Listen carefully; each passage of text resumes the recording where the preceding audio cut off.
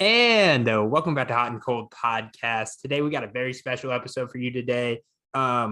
Today we got a very special episode for you today. What a great intro right there. But we are, as of yesterday, recording on Wednesday. So as of Tuesday, we were a week away from the season. This season has snuck up on us quick, very quickly, and I am so excited for it. I'm so excited about it. We're going to be the one-stop shop for all your college basketball needs, especially Kentucky and Indiana. Hey, look, we're not discriminating. We'll get to every single team throughout the year, but look, we're Kentucky and Indiana at heart, and that's where you're going to find the best coverage in the country. I'm telling you right now, just get to Hot and Cold. That was a long spiel. Connor, how you doing today? Not too bad. Not too bad. Excited for the season to start. Yes. Except, I don't know. I've got to tell you something. I don't know if you know this. We don't have tickets to the first IU basketball game. Why do we not have tickets to the first IU basketball game? Apparently, the student ticket process this year is different than it has been in the past. And apparently, we get randomly selected in these non-conference games, and we don't get two of them. So perfect. Not only do we not have the first game, we don't have the St. John's game either. The only one we wanted. Yeah. Oh, yeah. That's perfect. That's perfect, man. Yeah. Well, I mean, that's going to start off with what I'm going to get passionate about in this first segment before we get into kind of the preview, because I'm already upset about something. I was in the car. I saw a notification and I started thinking while I was driving. I was like, now, I'm not saying look at your phone when you're driving, but what I was started thinking when I was driving, NCAA sucks. I know it's an easy thing to, make fun of the NCAA. I know it's so lazy. Everybody just saying, oh, screw the NCAA, whatever. But the organization as a whole sucks. So I'm gonna bring you through 4 punishments that were handed out over the past few days. Okay.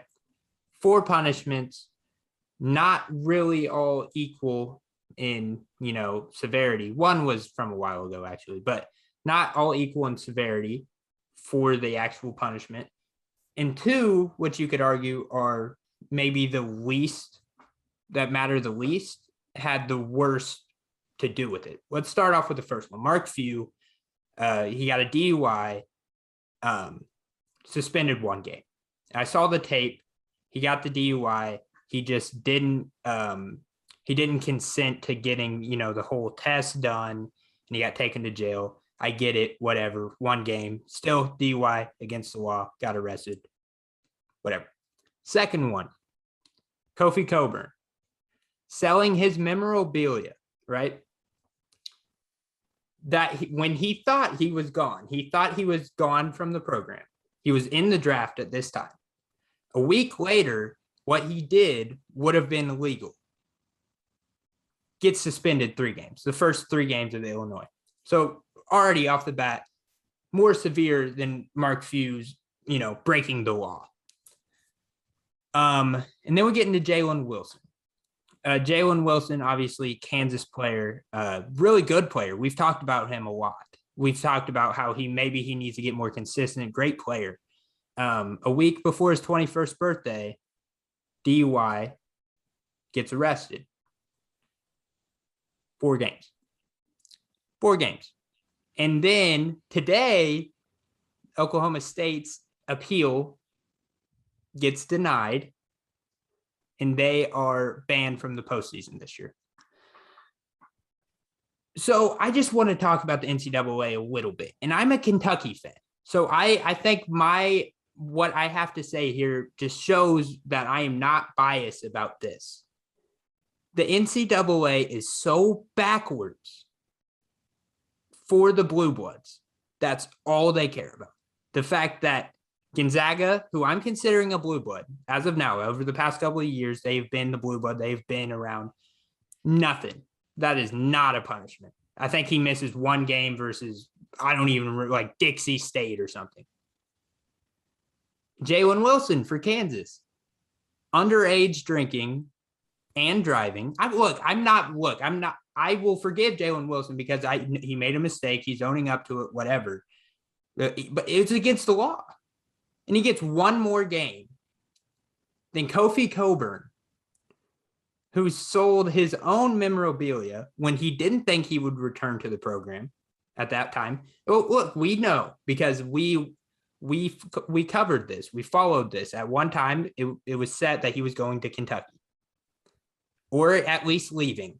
That was the two. It was draft or Kentucky. He didn't think he was going back to Illinois. Goes back, gets suspended by the NCAA for stupid reasons. It wouldn't have been against their policies right after. And then the Oklahoma State thing, look, I want this podcast to be for the little guys. I do. I'm a Kentucky fan, whatever. But I do want the little guys to be represented. I love the middle pack of the NCAA. I want them to be presented because I think that's the best part of college basketball. I think everybody has a chance at the end of the day because there's 64 teams or 68 teams in the tournament. Every one of them has a chance to make a run. That's what I love about it. And as a Kentucky fan, I want to be the first podcast to, go to battle for these teams. The fact that Oklahoma State is getting represented like this, I hope to God that the NCAA absolutely rains down on Kansas and Arizona for that fact, because they did much worse than Oklahoma State. So I'm just saying, Connor, if you have any takes about it, I know I just went on a rant a little bit, but you can go ahead. Yeah. What happens to Brad Underwood? This was his fault, right? Well, Oklahoma State. Oh, Brad. Oh, yes, it was. It wasn't even Mike Boynton's fault. So that's my question. Does Brad Underwood get punished for this? Because he should, but he won't. He won't. And the NCAA's history of these punishments it's just bad. I mean, I'm going to be a little biased here. Kelvin Sampson, the whole IU basketball program got derailed because of a text message. Like, I get it. It was against the rules, but in hindsight, what a stupid. I mean, this program to this day has not recovered from the sanctions that they were put under. And I don't understand it.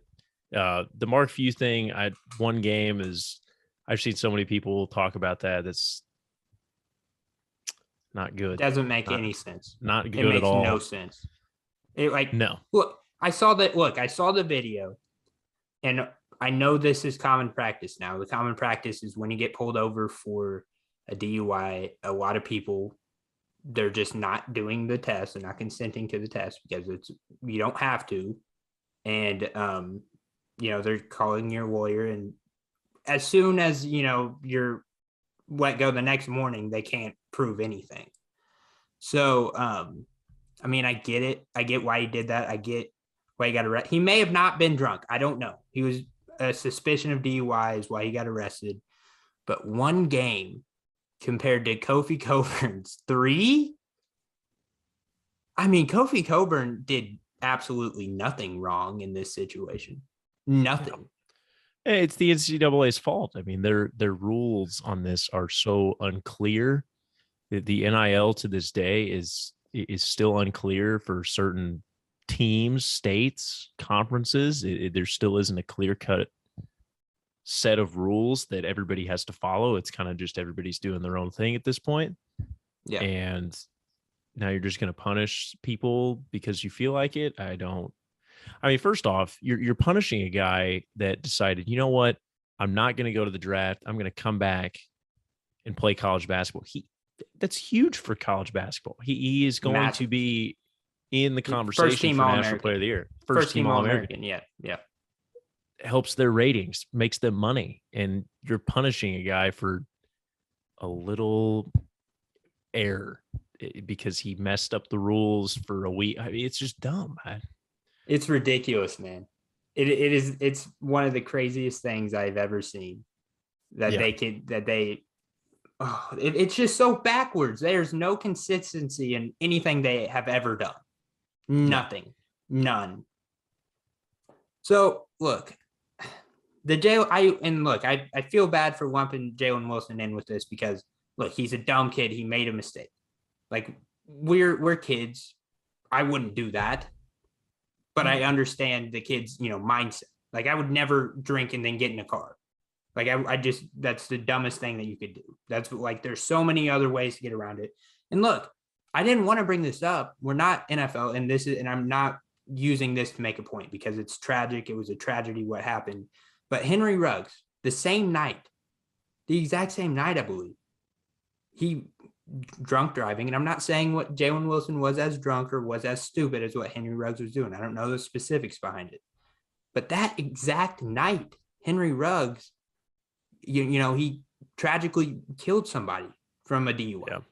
So, I mean, it's establishing a bad precedent when there's no punishment behind breaking a rule. What, just because it's not technically against NCAA's rules, they can just make whatever punishment they want to benefit a blue blood? Like, that's establishing a bad precedent. And that's establishing, well, okay, like that, the best way to deter people from doing something is make the punishment, worth not doing it. And it really looks bad.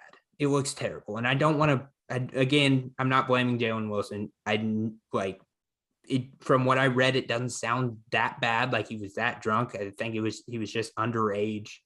And, that kicks in a whole lot of different stuff. But it's a bad precedent what the NCAA is doing. And it's different. And I hate hating on the NCAA because it's so lazy. That is what everybody does. That's a cool thing to do is hate the NCAA, whatever. But that is terrible. It's terrible for our sport. If that happened, look, I'm not as biased as you can get, but I am biased towards Kentucky. I will always say that. But if somebody makes a decision like that, they should be punished. Like Ashton Higgins got punished for much less. Remember in his last year with Kentucky, he got punished for much less. He got suspended middle of the year by Calipari. So let's move on through that. And let's talk about let's give our season previews a little bit. So what we've been doing up to this is we've been giving our opinions, but based on other people. So we've been looking at other people's lists. We've kind of been saying what's wrong, what's right. I think the best thing that we can do, the best way to get ready for this college basketball season, and this is going to be a short episode. I just wanted to put something out. We're going to do something before, Champions Classic, before the festivities. But I kind of want, or Connor, let's add this into because I don't think it will be that hard for you. But I kind of want to give our Final Four predictions, and then first team All-American. Is that cool? Can you do that? Sure. All right. Yeah, let's do it. So let's start with Final Four. I can go first. You can go first. However you want to do it. I'll do it. Let's go. All right. Let's do it. Look, one team that I have to put in my Final Four because I have continued to support them. Oh, shit. No, really? I have to. Well, there's two teams I'm going to put in it. Yeah, I know. Kansas is the first one. Mm-hmm. Look, I think that this is going to end up being a typical Bill Self type of team. Right. Even going back to the Frank Mason, the Sharon Collins. I mean, all these teams, they had good guards. I think Remy Martin is that same player. Not the same player, but same idea. I worry about the depth. We've talked about it. Yes, look, I'll let you finish, but I do want to say this. Kansas, when you look at it, like just glossing over it, they seem like a team with no holes. That you look at their starting lineup, there's a team with no holes. There's a lot of experience. There's some good, like Remy Martin on paper, maybe one of the most talented guys returning on paper, from his days at Arizona State. I don't know if he won Pac-12 Player of the Year. Maybe he did. I honestly, my mind is in shambles right now, just trying to keep up with, past words and whatever. He's a great player. We'll see how it translates. Smaller guard, Big 12, whatever. But I mean, they are going to struggle when somebody goes out with injury. Jaylen Wilson, even replacing him, Michigan State, they're no layup. They're no pushover. They're not as good as they once were, but they'll struggle maybe without Jaylen Wilson in the lineup. But keep going. Yeah, I think that it's going to be interesting who they put in their starting. I'm guessing Jaylen Wilson was going to start. Yeah. I don't know what they're going to do. Maybe they go 3 guards with you. Maybe they insert Yusufu in the starting lineup, bump Oche down. Probably the best way to go. Coleman lands probably at the 4. I don't know. But I think they have the firepower. And once you get into the tournament, you really only need 6 or 7 guys. It's just going to be dependent on if McCormick gets in foul trouble. I think having him does put a little bit of a disadvantage on their defense because he can't guard on the perimeter very well. So there's issues with that. But I think that as long as they get a good draw in the tournament, they have a good shot. The other team, it's interesting because when you do this, we don't know how the bracket's going to shake out. And there's always the team that gets screwed, right? But there's always going to do it, though. Yeah, you have to. Yeah. There's going to be a team like I'm going to end up putting 2 teams, and they're going to be in the same region. Well, remember when I kept giving my Final Four for the entire year, and then we got into the tournament, and it looked like, okay, these teams are good enough to do it, and then they put like 3 of my Final Fours in the same bracket. It was like I had Illinois, West Virginia, and Oklahoma State or something like that. Yes. And they're all in the same bracket. I was like, how does that even make sense? But go ahead. I'm going to be bold. I think Memphis is another team. I think they can do it. Mm-hmm. They have the talent to do it. It's time to put up or shut up with Penny. And I think he's going to be all in. He's going to be focused. I think having Rasheed there is going to help. I think it's going to, they have a lot of talented players, and talent means that there's a potential that there's a lot of prima donnas on this team. They're going to only care about themselves. They're all going to the NBA. They don't care. I didn't say it. It's a fact. It is. I think that Rasheed Wallace will make sure that's not the type of mentality that this team has. I would hope. Going from there, though, it's tough.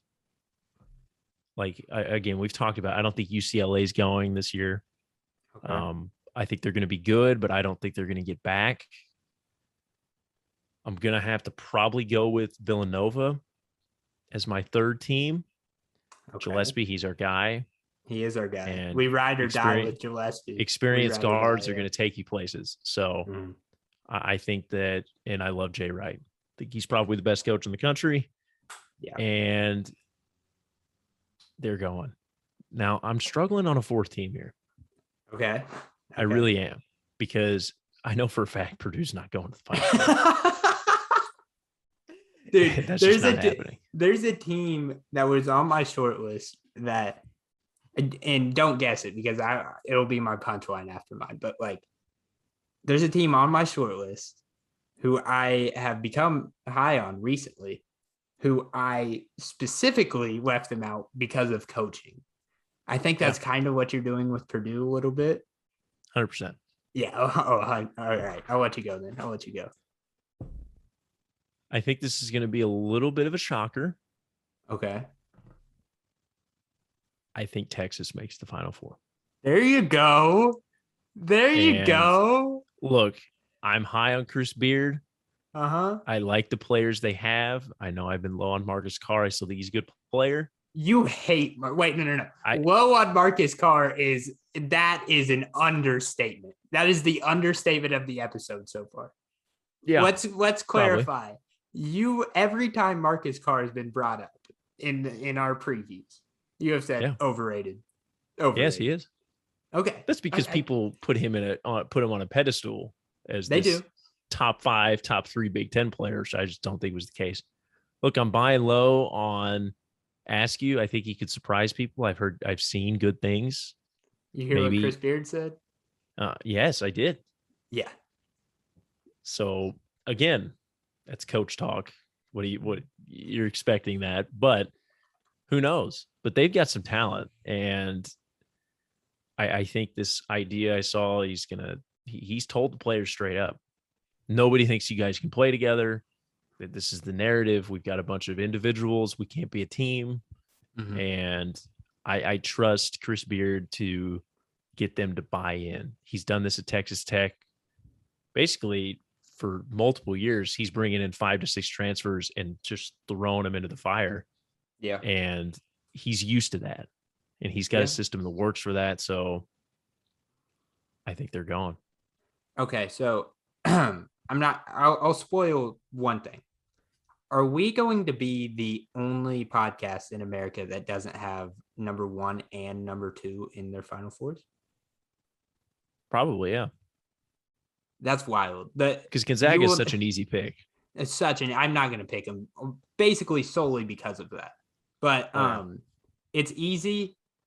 I don't know if it's true because look, Gonzaga and Baylor last year were, a head and a half above everybody else.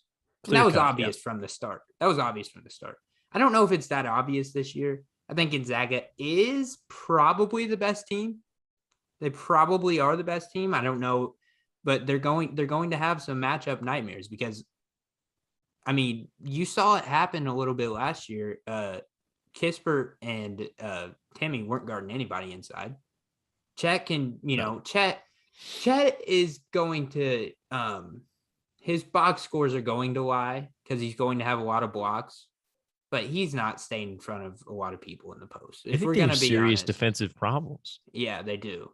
I don't think Timmy and Chet, look, I think Chet is a really good rim protector, but he's kind of like, this is the argument for Giannis never winning Defensive Player of the Year. He's not a great on-ball defender. He's the best help side defender in the NBA, but he's a help side defender. Exactly. That is what Chet's going to be. Yes. And again, either you put him on the perimeter and he can't do it, and you've got Timmy on the back line, which is not going to happen, or you have Timmy out there, which is even worse. So I don't know what they're going to do. I don't know if they're going to play a zone. They've got a serious problem with that. I think Nembhard is a terrific perimeter defender. I think he's terrific at that. He's long, he's lanky. Hunter Salas, we know Hunter Salas. He has the potential to be a great perimeter defender. He's a guy who was linked to Kentucky. They have 2 guards, by the way. I think Nembhard will probably start over Hickman, but 2 guards that were linked to Kentucky. Yeah. So I know a lot about him. Hickman has never been known for his defense. But Salas has the potential to be a perimeter defender. You seem salty in that. I'm just going to throw that out there. Extremely, by the way. A little bit of salt right there. But actually, okay. But to be honest, I'm happy where we ended up because we got, 3 point guards. Of course. Yeah, of course. So you don't even want him anymore. After you totally bought in. What did I say? What did I say about Nolan Hickman on record? I think you said he's the next Shai Gilgeous-Alexander. I did say he's the next Shai Gilgeous. So hey, if he is that, maybe they will go to the Final Four. Maybe, but look, Hunter Salas. Look, I am more high on Nolan Hickman than I am on Hunter Salas. Hunter Salas was a guy who was in the top 8 for a lot of the recruitment, and then just skyfalled. So we'll see how he does. But I mean, I'm going in a pretty veteran heavy way on this.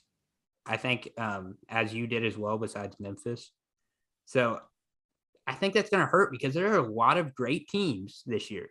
We're getting out of I think we are leaving the one and done era right now. I think we're kind of on our way out. This is going to be the best talent pool of all time. I'm just going to say this right now. This is going to be the best talent pool of all time this year. This is going to be the best talent. So you have to watch every single night because, NIL, a lot of people came back. A lot of people came in, reclassified. So it'll be very interesting to watch. There's a lot of people that came back that wouldn't have before. So with all that being said, let me tell you my Final Four. I'm just going to get the easy one out of the way. I mean, it's Kentucky. I mean, I'm going to put Kentucky when Kentucky is ranked that high and they have, I would like to say they have as good a chance as anybody to get to the Final Four. I'm going to put them in my preseason Final Four, or else I just seem like salty fan, like a salty, like, oh, okay. If you go to Lexington, you go to a bar in Lexington, you will meet 6 or 7 fans that say, "Oh, Cal needs to be fired." I agree Why? 100% with those people. But I think Kentucky, I think this is their best chance since the Fox team to get to the Final Four. I think with their veteran, like they have more minutes of experience than any other Kentucky team of all time ever this year. Yeah. So I think that's going to help a lot. And I think it's a blessing and a curse that we don't know who's going to be their star player. I'd assume it's Ty. I'd assume maybe Keon takes that step. Maybe Kellen Grady, even though he was behind a little bit in practice. We'll see. But that's my first pick. And then I'll go with the ones that I share with you, and that's Villanova and Texas. We ride with Gillespie. We do. We sure do. We sure do. I think he's going to put that team on his back. If there is one thing to take away from Hot and Cold, and this is what Connor said. We say it to every single one of our guests. We value the experienced point guard more than anybody. Yeah. When you talk about experienced point guard, you look it up and you see Colin Gillespie in the dictionary. That is exactly 100%. Who this guy is. Yes. So very excited for him. Texas is my other team. I'm high on Texas. I think they'll make it work. I think there's a lot of talent and a lot of mouths to feed. Andrew Jones is the best player on this team. Don't get it twisted, followed by Timmy Allen. So I think he is going to be the guy that leads them, take that step. That team last year was good enough to be in the Final Four. People forget. Matt Coleman, Andrew Jones, they were good enough. Shaka Smart is just a terrible coach. Let's not forget about that. Whoa. Really? He didn't fit at Texas. Look, he was like trying to put a square block into a circle peg or he and Archie Miller are very similar in the fact that they both succeeded at these schools, these A-10 schools, and then they went somewhere that they certainly did not belong.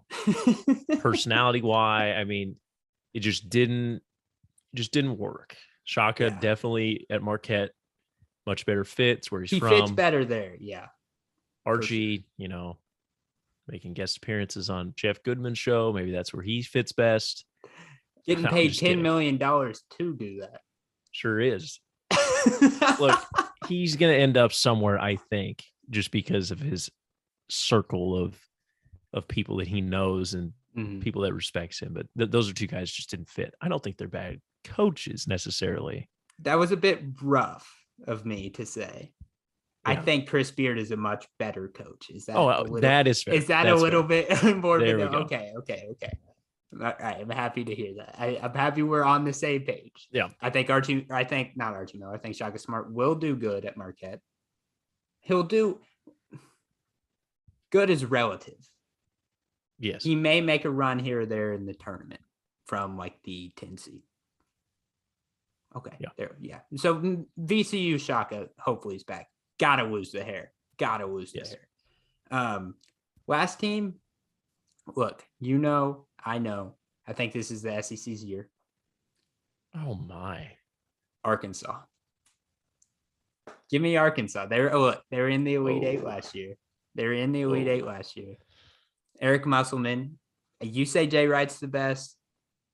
I'm not ready to put Musselman above Jay I thought Wright. you were going to say Musselman. But he's in my top 5 for, but like getting his guys prepared, actual, game planning. I think he's one of the best in the country. Plus, love the guy, energetic. Awesome. He seems like the greatest guy in the world. So I like Arkansas a lot. I think they have a ton of talent coming in. I think they are a little bit more talented maybe than last year. It's hard to say because they had Moses Moody on the roster, but I mean, they're bringing back some guys that could seriously make some noise. Devo Davis, JD Note, Jaylen Williams, I think will have a huge year as a, paint defender. I think they're really good. Now, I'm telling on myself. Almost lost to East Central. Buying low. This is a buy low moment. I think right now they're at the lowest they will be all season, just based off that scrimmage. I don't overreact off scrimmages. I don't.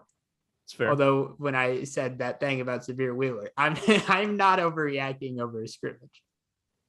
But I'm going to buy as low as possible for this Arkansas team. And I think them at 16 is a joke. I'll tell you that. Well, they have a worse non-conference schedule than Indiana does. So they definitely will start off the season pretty well. Yeah. Their non-conference is pitiful. Is it really? Significantly worse than Indiana's. What are you looking at it now? Mercer, Gardner-Webb, Northern Iowa, Kansas State, Pennsylvania, Central Arkansas, Little Rock, Charlotte.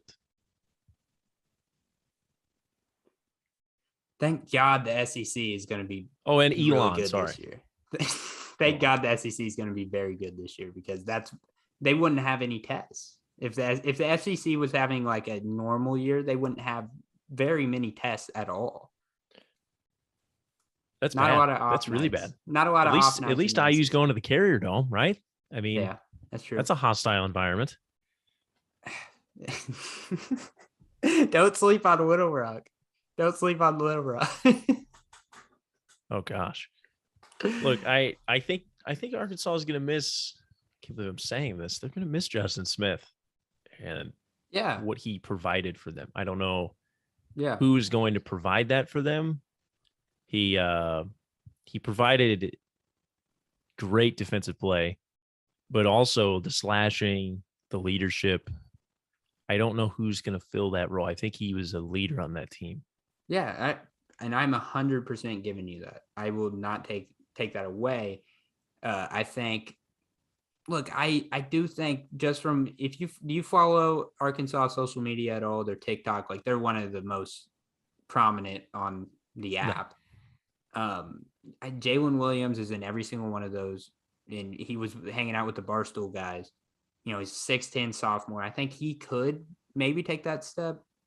He didn't really have the greatest numbers last year, but I think he's going to be the guy that kind of steps up.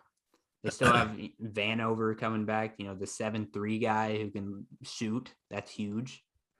You know, they brought in the transfers, Chris Likes. I made fun of Chris Likes. He's 5'7".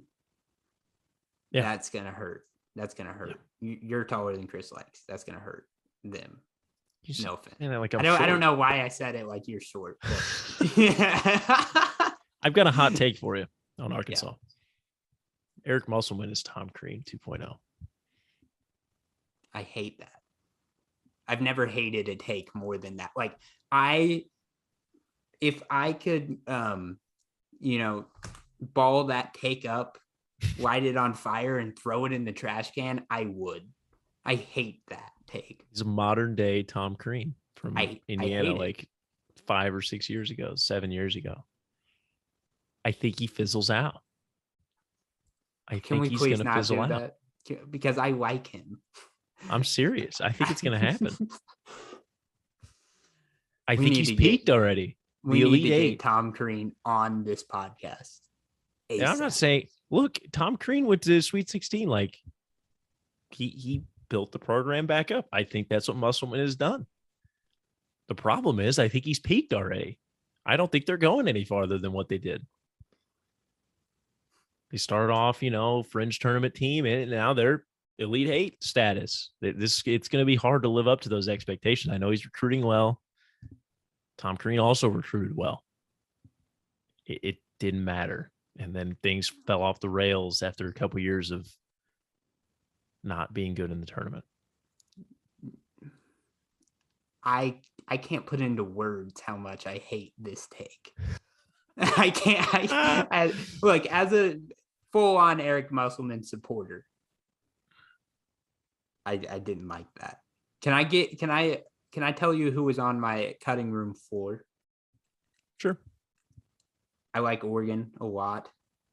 Yeah. I just think I just don't know if they have, the defensive prowess to kind of beat some of these teams. I think they're going to go cold one night and then just get beat. But I do like them. And I do like, if we're talking about betting odds, if you want to make some money, it's high risk, but if you want to make some money, I would look at the odds for Oregon regular season Pac-12 champion. I don't even know who's with their Oh, yeah. UCLA. That's it. Yeah. I kind of like that. I kind of like that. It'd be interesting. At those odds. I could see it. Yeah. I would look at those odds. Illinois was my other one. Wow. Yeah. You have them potentially going to the Final Four after not even putting them in the top 5 of the Big Ten. Listen, hear me out. I told you when I did some soul searching on Illinois, I did some soul searching. Yeah. I fell in love with Illinois' roster last year. Fell in love with it again. And then I looked at myself in the mirror and I thought, who is their coach? Brad Underwood. And they are not going to be in my Final Four. It does. It hurts them so much. And look, I know they don't have IO this year. We talked about it. Maybe it helps. Maybe it doesn't. Whatever. But I'll let you into our minds a little bit. Florida State will definitely be on our tongues. They're going to be on the tip of our tongues. We have to talk about that. They're not going to. Are they going to make it this year? Now that we haven't predicted them to go, they're probably going to make it. I need to set a reminder for the week before Selection Sunday. I'm going to set a reminder in my phone that's going to say, "Do not pick Florida State to go to the Final Four." Yeah, I'm probably going to go against it. I'll at least have them in the Sweet 16. If they're anywhere in the top 25 at the end of the year, it's just a guarantee they're going to be in the Sweet 16. Well, they're going to be hovering around it. They're going to be in the 7 to 12 range. They're either going to be, a two seed, a frisky 3 seed, and everybody's going to be like, I like them. Every year it happens, and nobody talks about it. It's insane. Let's get into the All-Americans. I totally forgot we were doing this. Can you scrounge it together if I go first? Yes. Okay. How do you want to do it? Do you want to do it the lame way? 2 guards, 3 forwards? Because we fixed the All-American teams. Yes. I don't care. You're the host. Fair. I thought I was like, I don't want to do it the lame way, but if Connor wants to, I have, 2 in my head. I'm good with either way, man. Let's do it. Let's do it. Let's be different. All right. Let's do it. 5 best players. I'm probably going to put 2 bigs in there anyways. Gotcha. At the 1, ride or die, Colin Gillespie. That was my first one. I got Colin Gillespie. He's a hot and cold favorite. Got to get him on the show as well. We love this dude. He's the prototypical experienced point guard. I think Fanta told us he thinks he's going to lead the nation in assists. So I will go with that as well because John Fanta knows more about the Big East than I do. At the 2, Juzang. He's my National Player of the Year. I can't leave him off this list.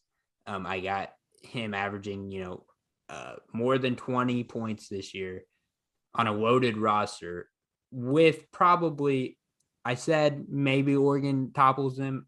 I don't know if it will happen. I think Oregon's frisky, but UCLA at the end of the day will be one of the probably 10 best teams in the country at least. So I got Juzang there. I'm going 3 guards. Connor, you're going to hate me. Jaden Ivey. Oh. I got Jaden Ivey on my first team. I think he's a guy. He's a guy that's going to take over the Big Ten. I think he's going to be 2nd in Big Ten Player of the Year. I think there's too many big men on my list right now to have Waddell on this. So that spoiler alert. But I think Jaden Ivey will at the end of the day, be one of the best guards in the country. So take with that what you might. The 4, Paulo Banchero. I think Paulo Banchero is going to be one of those, generational talents. I think he's going to end up being the number 1 pick coming out of this year. I think he's going to have a season like Zion did. I don't think he's going to be as good as Zion because, Zion was on a team that needed everybody on that team needed the ball, and he still averaged 20 and whatever. I think Paulo will have similar numbers. I don't think the Duke team will be nearly as good. They'll dominate the ACC. They'll lose a game to Virginia. They'll probably lose a couple to Florida State, which will have us thinking they will be a Final Four contender. And that's about it. I don't see anybody in that ACC doing anything this year. So I think Paulo, it's hard to go against that. And then Drew Timme is a guy who the media already has penciled in on that list. Like, I don't think no matter what he does this year, Gonzaga, they're going to have at most 1, maybe 2 losses at the end of the year, at most. And nobody's going to guard Drew Timme in the paint in the WCC. No offense to anybody in the WCC. So he's already locked into that spot in my eyes from the media, from the AP. Obviously, some guys, Trace, Kofi, those are 2 guys that got left off. I'm sorry, but we didn't do it the stupid way. So I only had 2 picks. That's my list. Well, I am doing it guard, forward, center. Okay. First one, Gillespie. Not even going to talk about him anymore. Just penciled it. Second guard, Remy Martin. Okay.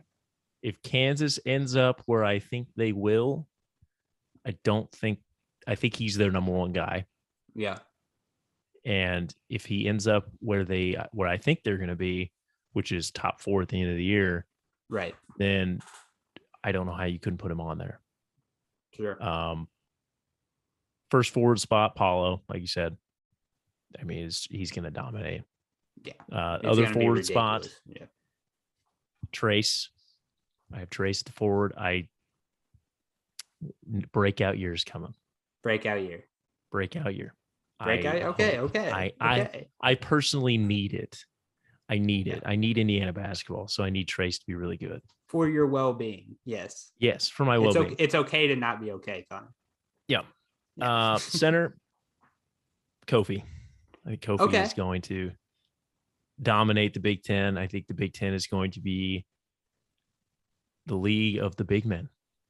Oh, for sure. And Dickinson, Liddell, Kofi, Trace. It's going to be the most physically, and I think it's actually going to surprise people. I think, I'll go ahead and say right now, the Big Ten will have the most success in the tournament over the SEC this year. I'll say that'd be new. That'd be new. It's going to happen. I think they're going to turn the corner this year. Just write it down. Wait, so when they don't, you guys, I have to ask for when they don't. Are you going to blame it on the physicality and everybody's too tired?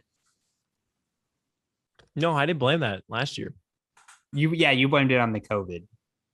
The Big Ten tournament screwed them. Yeah. No, that's fine. Look, I'm just asking you. I'm preparing for your excuse because I have to have. There isn't going to be one this year. There's no excuse. No this excuse. Year. Unless, no excuse. Okay, like barring like injuries, like sure. But no excuses. Look, there's no excuse that Purdue, Michigan, Indiana, Ohio State, Illinois, Rutgers, Maryland. There's no excuse that at least 3 to 4 of those teams should not be in the Sweet 16 this year, unless they're all playing each other. Then again, not fair. But I agree. I 100% agree. Yeah. I just don't know if it'll happen. Like what's happening? They like Michigan, Ohio State, Illinois, Purdue, whatever. I don't know. Like, there's a ton of teams. Like, I can keep going, but like, those should be teams. Those are Sweet 16 teams. Maryland is on the bubble. I think if IU has a year that people are thinking they're going to, they are on the bubble of that as well. Yeah. Now, we've seen in years past the Big Ten doesn't do very spectacularly in the NCAA tournament. Fair? Years past. Yeah, years past. Yeah, sorry, I'm looking in the past too much. That's on me. That's on me. One year. It's 1 year. We're overreacting. Okay. It's because the Big Ten was so good. This again, great metaphor here. Purdue is like the Big Ten last year. Could not meet the expectations that everybody had for them. Yeah. It just wasn't going to happen. They would have had to have 3 teams in the Final Four, maybe all 4 of them, for people to say, all right, fine, the Big Ten's good. We'll admit it. They're good. Purdue's going to be the same way this year. They're not going to be able to do it. I don't care how far they go. If they don't win the national championship, it's a failure, and they're not going to win. So, sorry, no, I don't think you already failed. You failed before the season even started. Look, man, I think Purdue's going to be very good. I do. I think they're going to get. I will put any amount of money that they do not make it to the Final Four. Like, I just can't see it. It's just happening. not going to happen. It's just not happening. Look, I think Matt Painter is, he's a good coach. He's a good basketball coach. I think he doesn't know how to go into the next level. I think he was in weird territory in the Carson Edwards year. Oh, yeah. When they lost he was in odd territory. He had like 45 points. And they still lost. They still found a way to lose the game. Yeah. It's just backcourt in the cards for them. It's not in the cards. Like, it's just not happening. And would you say that this team is better than the Carson Edwards, Vincent Edwards, Isaac Haas, Matt Harms team? Would you say this team is better? No, they're not. I don't think they are. So that team didn't do anything. I mean, Isaac Haas got hurt. Fine, whatever. Hurt him a little bit, but still. Yeah. All right. One last thing before I let you off. Whatever happened to our boy Matt Payne, or not Matt Payne, or Matt Harms? Whatever happened to our boy? He's like in. Is he still at BYU? I don't think so. He's like a super senior this year or something. Oh, let me find. I have to know. Because I'll say this too. While you look that up, I know you're not going to like this. I'm a Big Ten guy. I think the Big Ten is back in basketball for sure. They haven't left, and same goes in football this year. I think they've overtaken the SEC as the better football conference. I know that hurts you, but again, the SEC has like 2 good teams maybe. And Alabama, by the way, college football playoff, we want to talk about terrible rankings. Horrible. That is why I do terrible. That is why I don't look. I am not a big college football fan for that reason. Terrible. Look, I big Kentucky fan. I get it. That's probably the number 1 blue blood. That's the number 1 that would probably get a lot of, the NCAA's help if somebody got in trouble. I don't know. But the fact that Alabama and Ohio State are ranked above, Cincinnati. Like, it's not good. What does Cincinnati have to do? Like, I'm not asking for them to be number 2. I want them at least in the playoff, because now they can't go up. They should be ahead of Oregon. Probably. Oregon lost to Stanford. Like, yeah. Come on. I'm not even saying Cincinnati's a better team. I'm saying that it just doesn't make sense. You have to give them a chance to, they're not going to go up no matter what they do. They can't. There's no way unless everybody loses. And like, even then, like, somebody will jump them. Whoever beat that team is going to jump both of them. So, and Alabama too is laughable at this point. Alabama doesn't even look that good. No. The SEC. I'm going to get railroaded for that college. Rest in peace, my man. It's not that good this year. Everybody's down. Like Georgia's good. Georgia's generationally good. Their defense is one of the best ever I've ever seen. Yeah. But other than that, I'm not impressed. I don't think Ohio State. I don't think really any team in the country is that good. No, not really. like Michigan State's number 3, and I watched Indiana play them like 200 feet from where I'm at right now, and Indiana should beat them. Like Michigan State had like 200 yards total. It was unreal. It's just, yeah. I mean, it's bad when there's not, it's hard to even say anybody deserves Heisman this year. It's bad when that is happening. Like, I guess Kenneth Walker. Yeah. It's kind of gross. That's disgusting. Give it to the Georgia defense. Is that possible? If it is, then yeah. Look, I kind of checked out a little bit after that Mississippi State game. Maybe we can beat Tennessee and kind of check back in. I'm sure you're checked out. You're not say this. I'm not checked all the way out. I'm not checked all the way out. I'm just saying I'm ready for basketball. I watched the whole Maryland game. I did. Don't know why. I watched a play. Not going to any more of their games. I watched a play in the Indiana Maryland game, and it was a good play. I turned it off. I was like, okay, Indiana might actually win a game. It was you guys bursted off a run for like 60 yards. It was a touchdown. Oh yeah. Longest run of the year. Yeah. Don't know what happened after that. I'm not going any more of their games. I'm saving money this year because I don't have to pay for a plane ticket to go watch them play in a bowl game and probably lose because they can't win a bowl game. Right. Where are you sitting at? 2-6. 2 and what? They have to win out to be bowl eligible. Yeah, they're going to the big house. They're going to the big house. So the schedule's lightening up a little bit. Lightening up. All right, that's enough. I mean, we're going to get. We've both gotten fiery in this podcast. Before you get way too fiery, let's get out of here. Smart. Look, we're gonna do some fantastic content when the season's up and everything. I'm so excited for it. Kentucky Duke is like, it feels like it's tomorrow now. I have to get ready in some way. I don't know what to do to get ready, but I'm just like, I'm prepared. It just feels like I'm not.